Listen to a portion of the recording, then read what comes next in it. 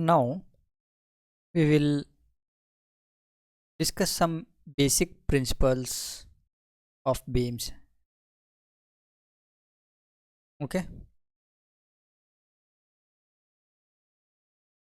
beams are flexural members, right? Let's say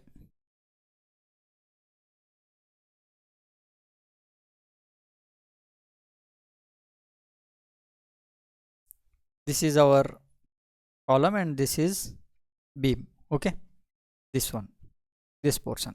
Okay,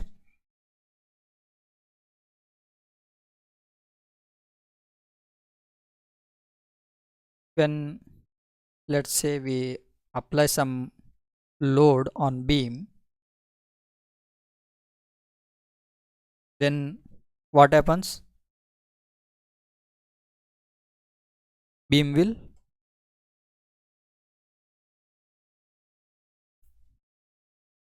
deflect.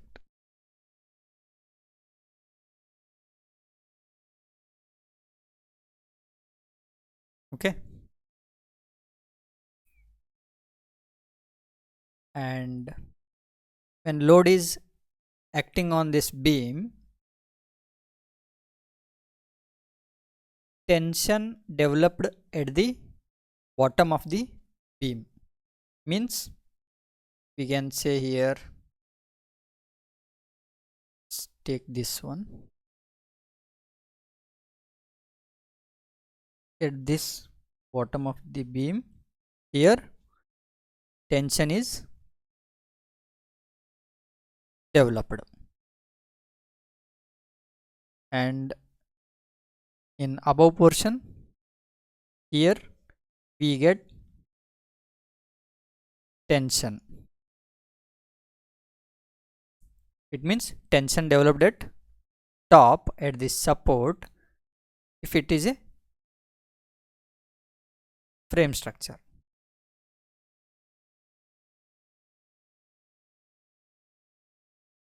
At supports you will get the tension, and at span you will get the tension.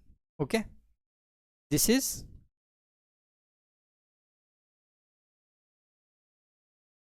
our basic criteria in our beam. Okay, and now compression is developed in this region.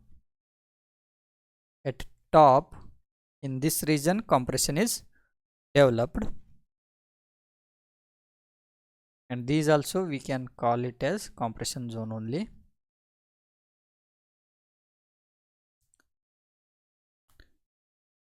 Now concrete is good at compression, hence we don't need top steel at the middle of this beam structure. Okay, this green area. If the amount of concrete is not adequate, example, when it will be not adequate, if depth is restricted and load is more, in that case the beam dimension is not sufficient, then you have to provide the steel at compression zone to bear the compression load. This type of beam is also called as doubly reinforced section. Okay, and now we will discuss about the sleeves in beams. Many of trainers not discussing this topic, sleeves in beams, so we will discuss more about this. You can read this in SP 34, where it is, this is SP 34 and clause 8.13 is for sleeves.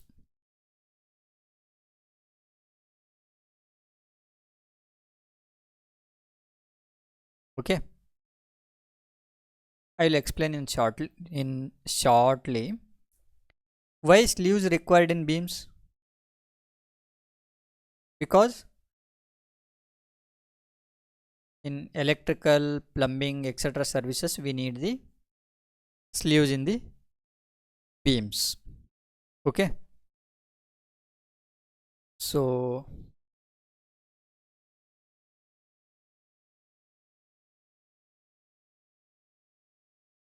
here you can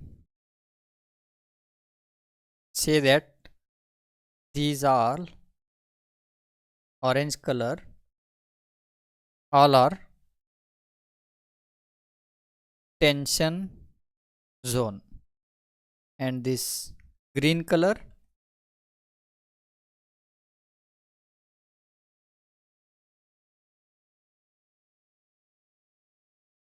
we call it as compression zone.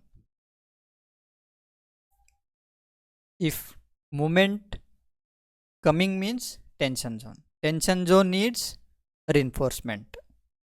If compression zone present means we need concrete, not reinforcement.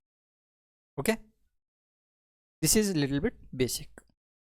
Now sleeves shall not be provided in areas under compression. It means ideal location for sleeves is tension zone. These zones. I will draw another one.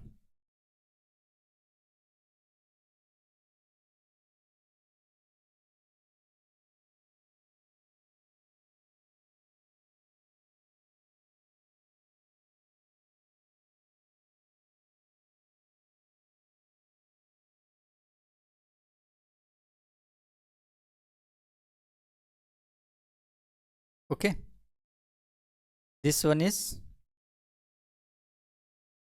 tension zone. This one is tension zone. This one is tension zone, and these are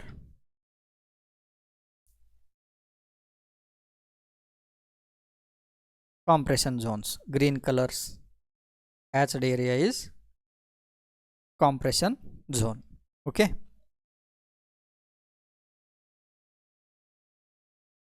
now I will as this as column.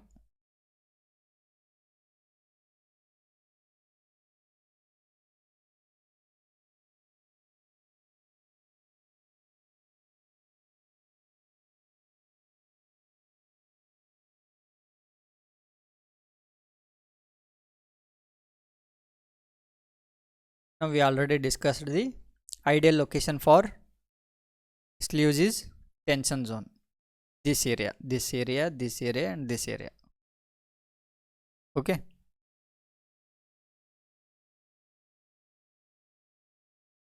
if you are providing sleeves near supports, then you have to satisfy the shear values also. This is very important. You have to satisfy the shear values. Okay,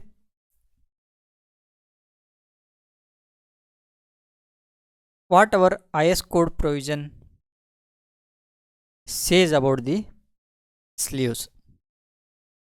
Let's say here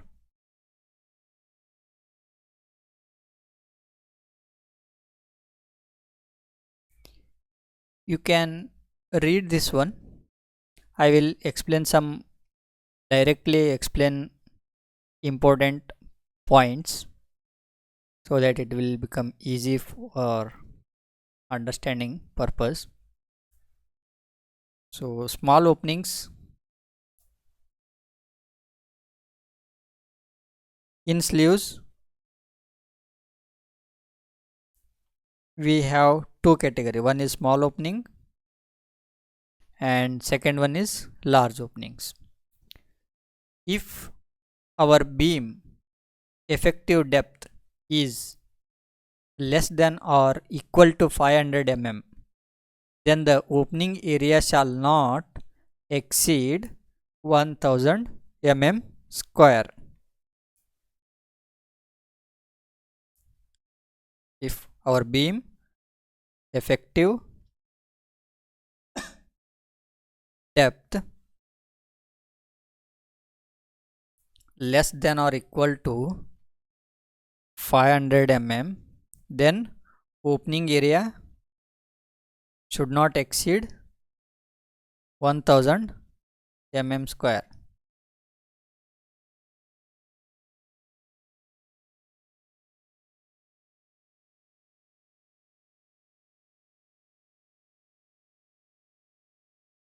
And what about if effective depth is more than 500 mm?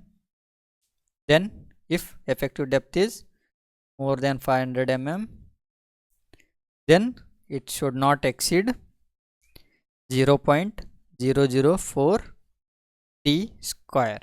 Okay, d square means depth of the beam.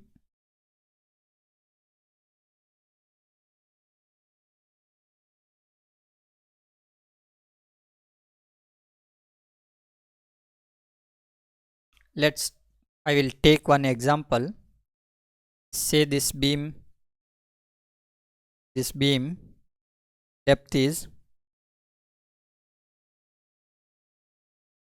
600 mm, then which rule applies? This rule applies to us. Okay, so what happens then? 0.004 into 600 square, it means 1440 mm square. It should not exceed 1440 mm square. Okay, and this one is first one. Second one is opening dimensions. If it is square means what we have to do? Under root of 1440, then 37.9 mm cross 37.9 mm. If it is square, if it is circular sleeve, then how we will calculate?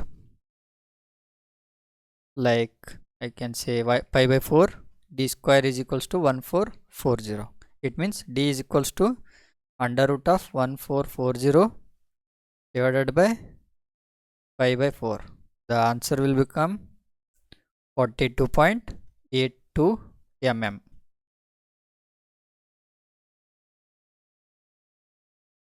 It should not exceed 42.82 mm. Okay, if it exceeds, then it will be different situation. That one will not comes under small openings. Okay, and the spacing between openings criteria, center to center distance between adjacent openings is at least 150 mm. Center to center distance between adjacent openings is at least 150 mm.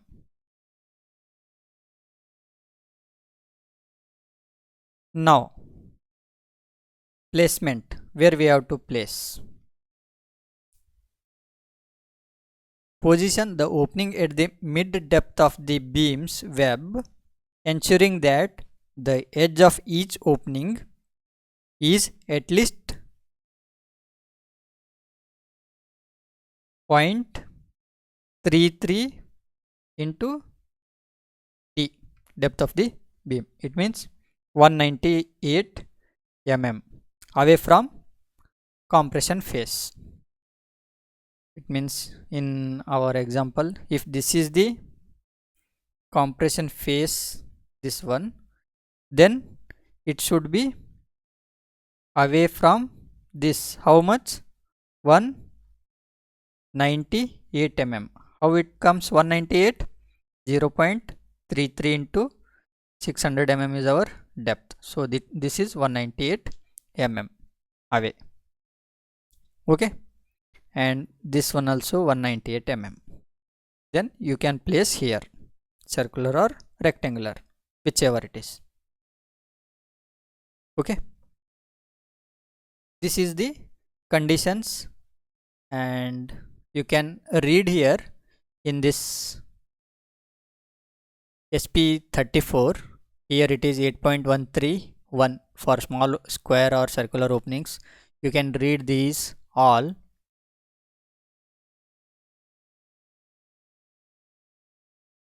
Up to this for small openings, and this 8.13.2 is for larger openings, webs with opening larger than the permitted by 8.12.1. okay, so shall be subjected to rational. You can read these all. I will explain and give the important points here. Okay, in large openings,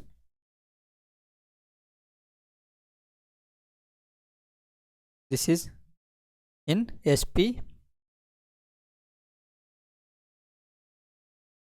See here how much it is in SP 34 8.13.2.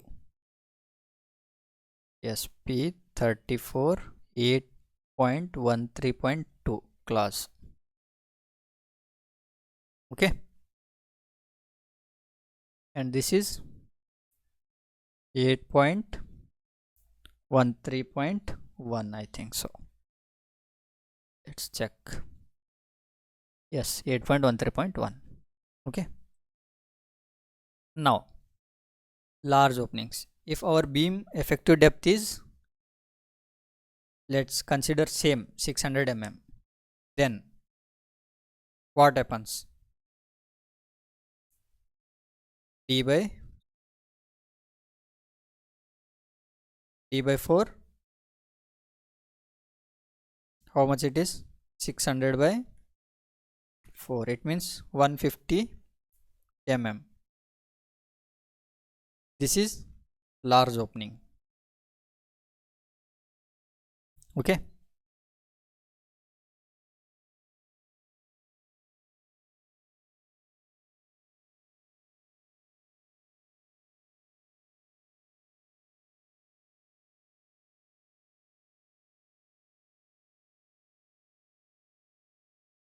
see here 1/4 of the effective depth of the member.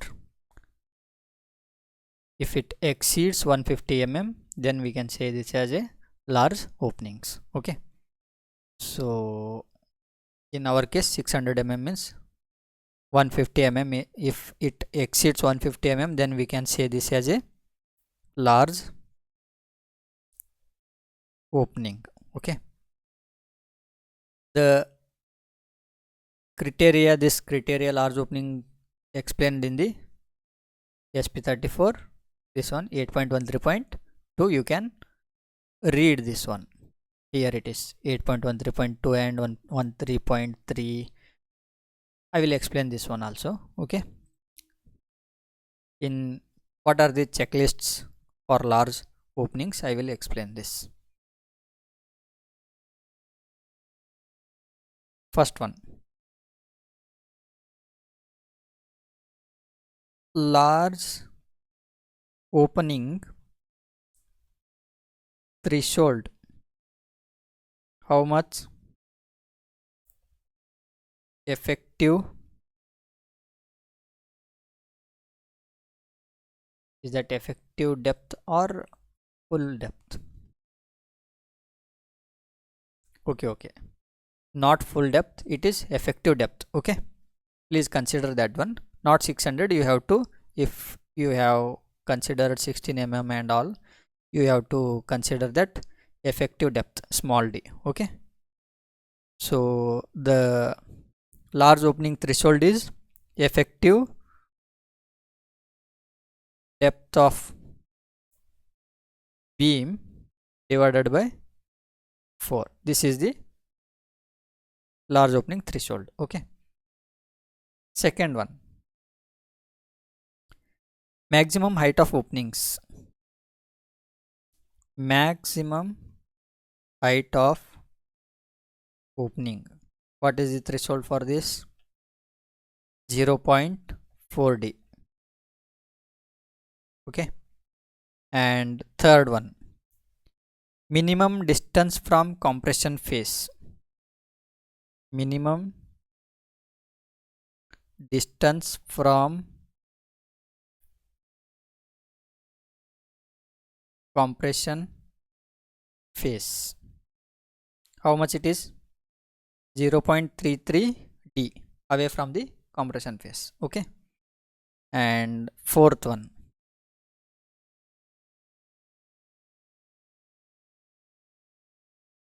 what it is? Avoid regions with high shear stress.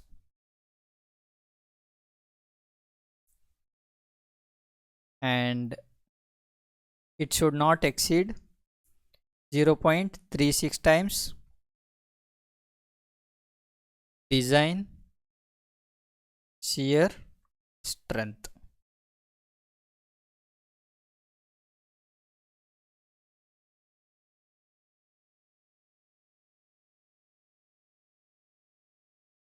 So if it has the high shear stress, then you have to avoid.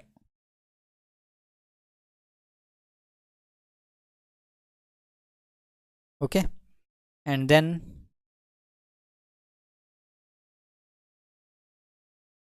avoid flexural shear critical zones, means near supports or you can say load points. Okay.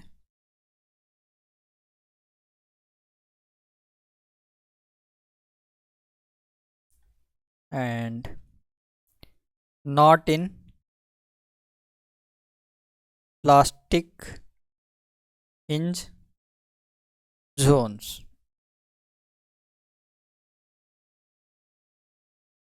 particularly in seismic zone. If it is plastic hinge zone, then avoid to provide the large openings. Okay. And this is our 8.13.3 explains. Okay. And 8.13.4, what it says?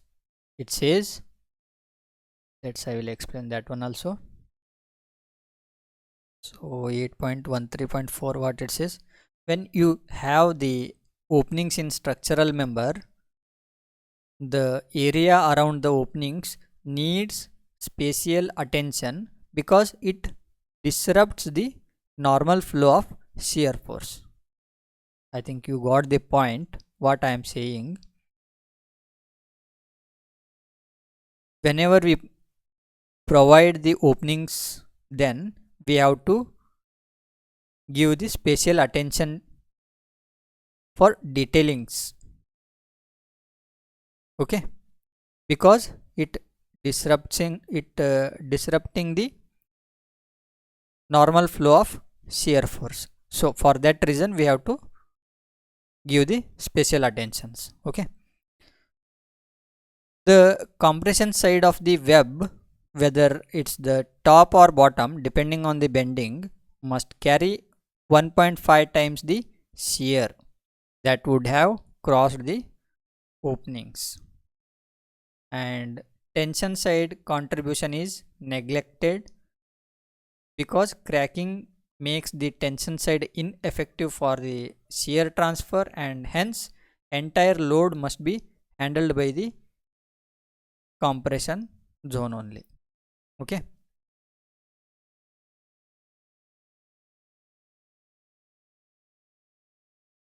In longitudinal, you can see this figure also.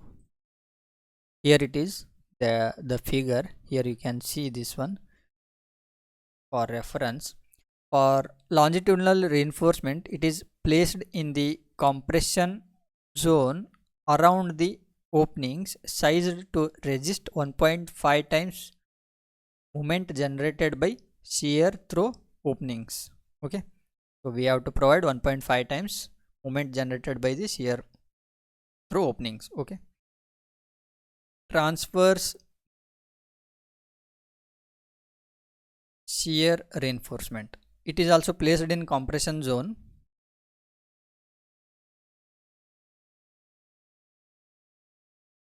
must resist 1.5 times shear across the openings. Okay,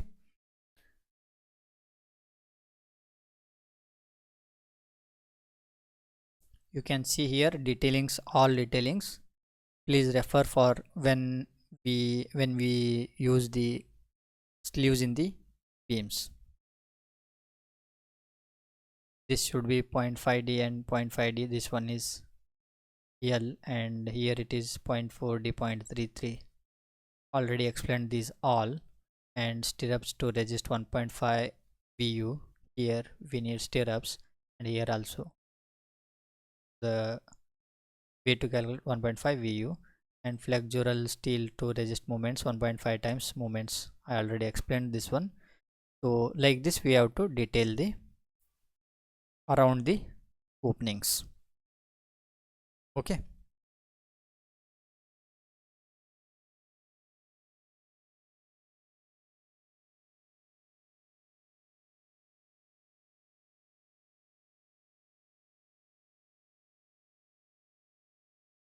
Now let's discuss beams can be designed in three ways. One is over reinforced section, and second one is balanced section, and third one is under reinforced section. So beams can be designed in three ways. First one, over reinforced section. Second one, balanced section.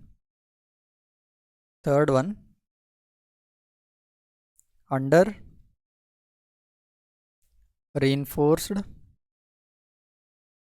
section.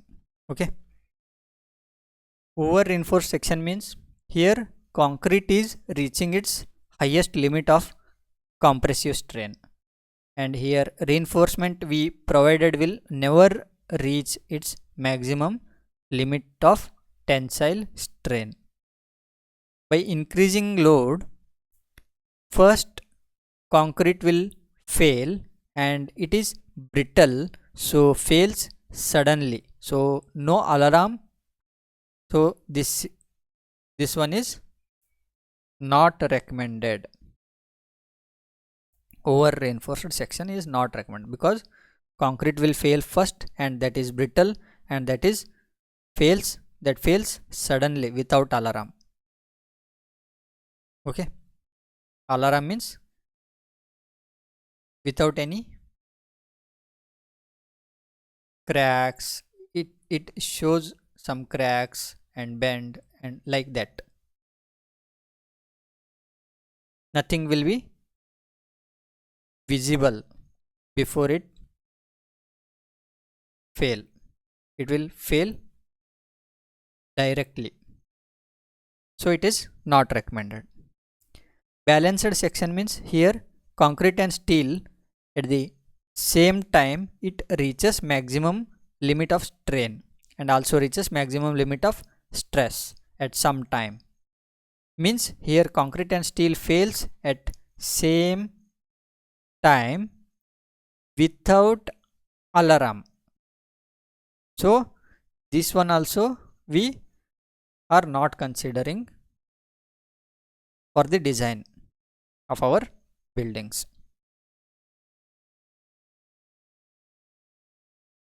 Here what's happening here, first concrete reaches its limit and fails without any alarm. Here concrete and steel both reaches at the same time without alarm, it will suddenly fail. And in this under reinforced section, what happens here, when we keep increasing load, steel will reach its maximum limit of its tensile strain before concrete reaches its maximum limit of compressive strain. So steel is ductile material, so it reaches its maximum limit, then it reduces its capability but not fail directly. What I mean to say is, you already seen this curve. Here is our maximum limit of our steel. After reaching maximum limit, what happens, this one is reduced capability, and then we can say this as a time where we get alarm. So we prefer this one, we consider or prefer under reinforced section. Okay, now let's see some just design steps we will discuss. Later we will do manual design and all and calculations. So first what we have to do, design steps in beam design steps.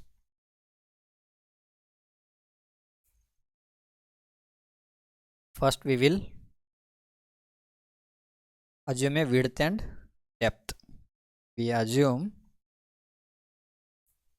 width and depth. Width is generally, this one is generally wall width, and depth is on trial basis, but it should satisfy L by D ratio. And then second step is take the moments and shear force from E tabs and then refer IS 456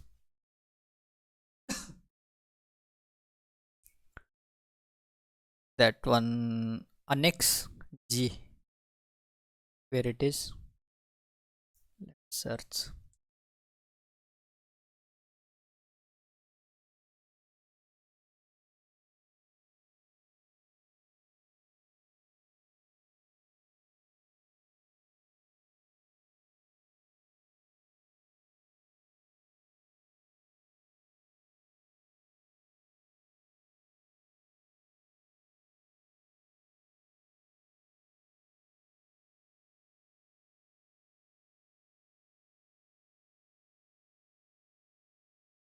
See here,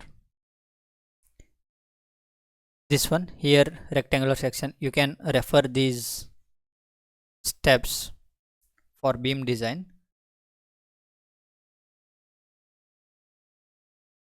and for shear you can refer the, which one, that one, table 19, think so, I am right.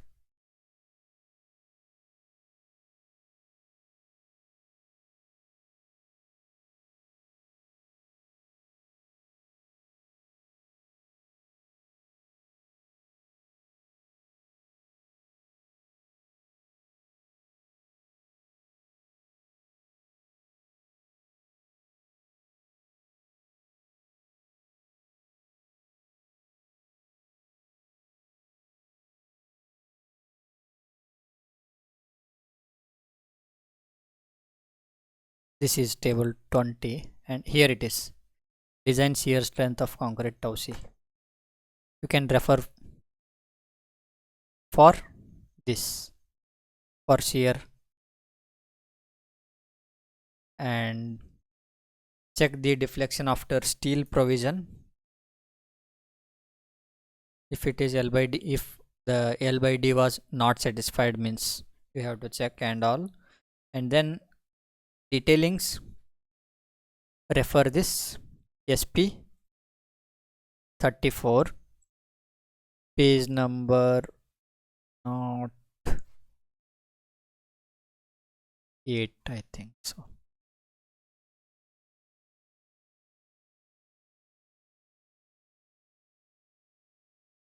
Yes, this one is, how much it is, 108, page number 108, SP 34.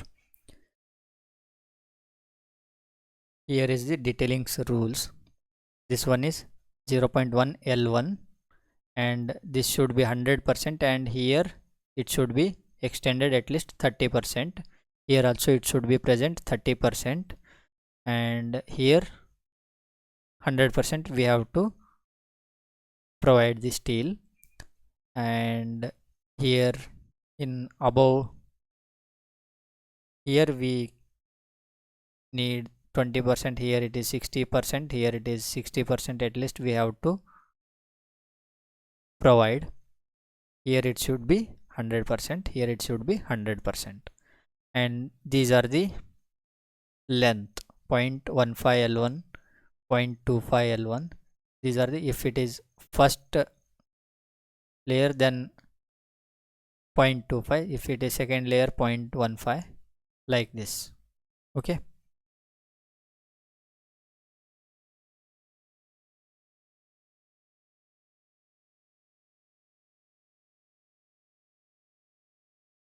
please refer this one. I will explain this also in coming days when we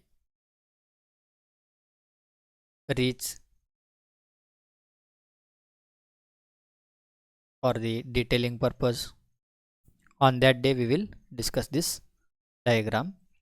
And anchorage, you have to refer this 26.2.1,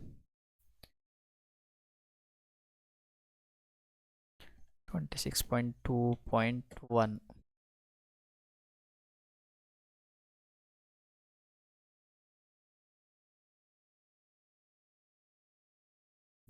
This one, for development length or anchorage length, LD diaph bar, stress in bar, and 4 tau BD. This one also I will explain. This tau BD means how, and stress in bar, diaph bar, how to consider and all. I will explain in coming days. Okay. So the details, rebar details, we will discuss now.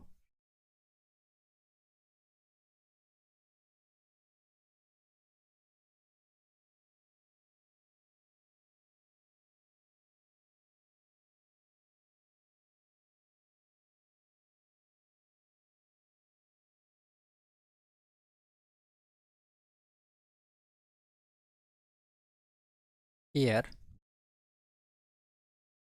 minimum percentage of steel or minimum steel, not percentage, minimum steel.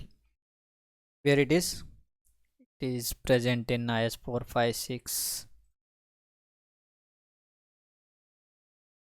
26.5.1.1.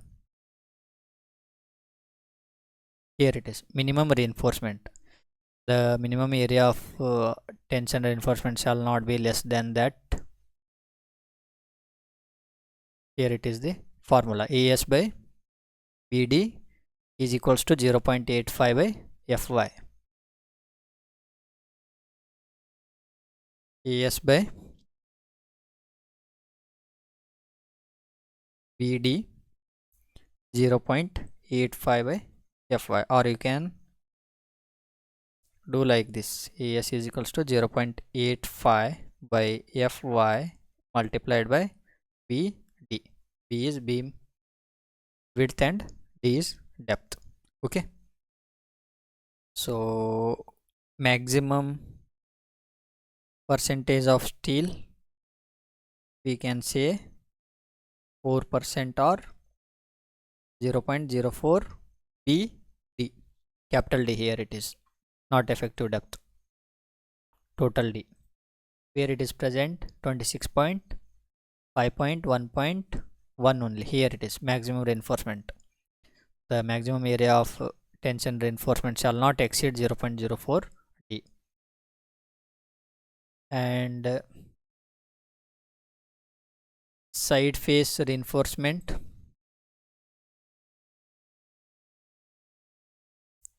side face reinforcement, how much we have to provide? 0.1%. When we have to provide side face reinforcement? When web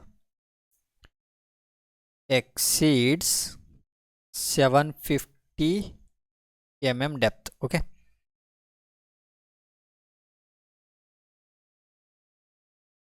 at that time you can refer this one.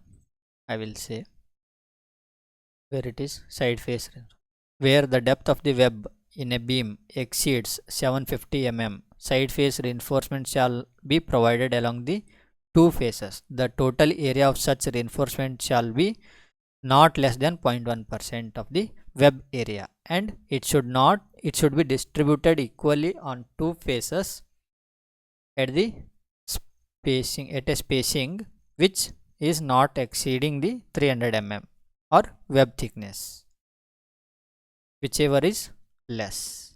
Okay, I will explain this one also in details in coming days. This is just a highlighting. I am highlighting the what we have to consider and all while detailing. Okay, so this one I already explained.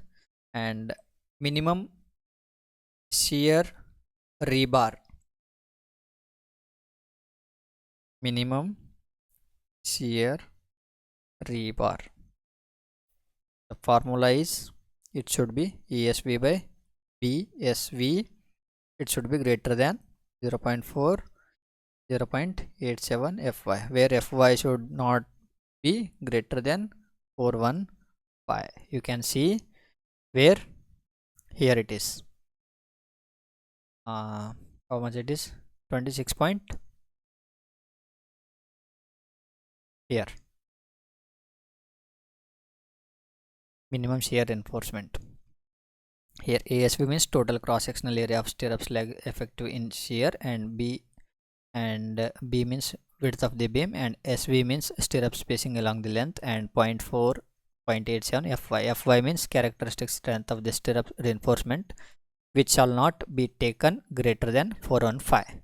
So we, while defining the beam section, at that time what we used, confinement rebars, we used Fe 415. So this is the criteria why we used 415. Okay, I think you got the answer for that. And maximum spacing of shear link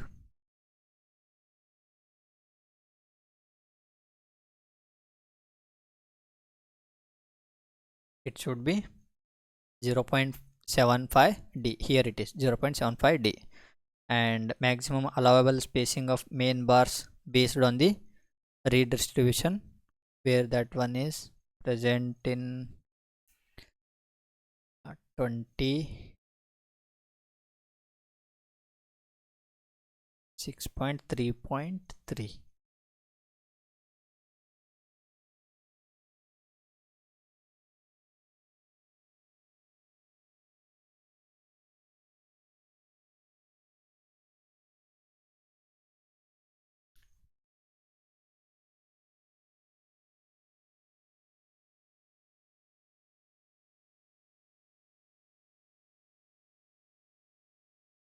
See here, maximum distance between bars in